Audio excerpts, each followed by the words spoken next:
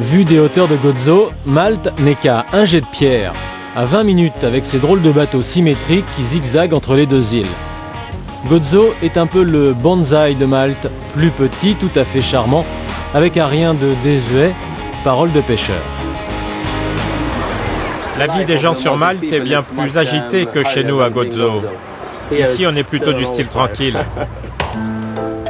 Gozo ne serait-elle qu'une petite île dans l'ombre de Malte? Non, la réalité est plus subtile. Sur la côte nord, les paludiers depuis des générations ont transformé les rochers en nids d'abeilles pour récolter le sel.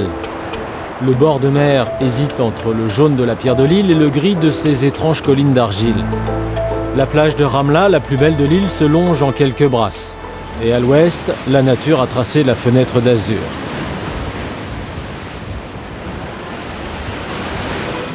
Au centre de l'île, Victoria, la capitale de Gozo. Construite au XVIIIe siècle après la mort de Soleiman le Magnifique, elle n'a jamais livré de grandes batailles. Ce n'est pas d'elle que vient la gloire des Godzitains. Ils sont 30 000 aujourd'hui, fiers de leur île et agacés que les Maltais les considèrent comme des provinciaux attachants chez qui il fait bon passer le week-end. D'ailleurs, sous l'apparente tranquillité des Godzitains se cache une passion insoupçonnable, leur vraie fierté, qui divise aussi sans réconciliation possible les habitants de Victoria qui s'affrontent à coups d'opéra. Dans la grande rue, en haut à droite, on soutient Rigoletto. Et en bas à gauche, Aida. Entre Verdi et Verdi, on ne choisit même pas. À Victoria, on est Rigoletto ou Aida. Et la bataille ne date pas d'hier. Chaque année, c'est la même chose. Deux clubs paroissiens. Vous irez voir Rigoletto? Non. Pourquoi? Ils sont contre nous. Non, je préfère Aïda, c'est plus spectaculaire. Le deuxième théâtre de la petite ville de 6000 habitants est encore plus grand que le premier.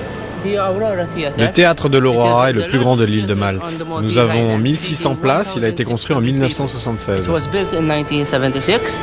Ce théâtre, comme celui des concurrents, a été construit par des bénévoles, et tout cela pour 2 représentations annuelles d'opéra.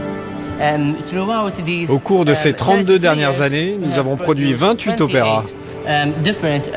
Cette fois-ci, ce sera Aïda le 30 octobre.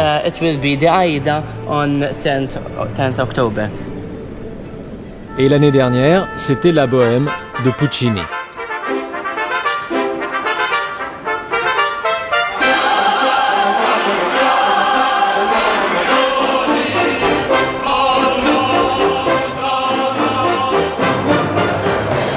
Ces clubs philharmoniques ont fait naître toute une culture. Pour Michael Carvana, le président du club Aurora depuis 20 ans, elle est devenue le ciment de l'île et permet à Gozo de garder ses jeunes et de rivaliser avec Malte.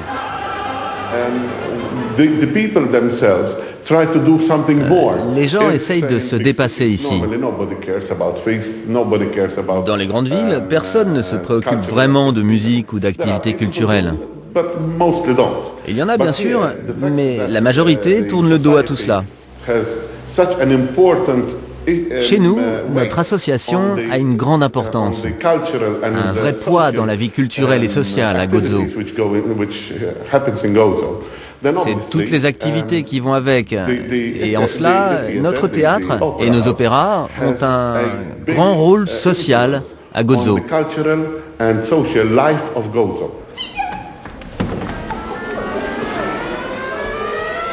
La richesse de Gozo se cache bien ici, autour des sièges de ces 2 théâtres, dans ces clubs d'opéra qui font vivre à la toute petite île une histoire formidable.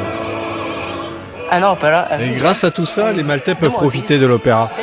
Sinon, il n'y aurait pas d'opéra ici. C'est une histoire de passion, une histoire d'amour. Ce n'est que de l'amour.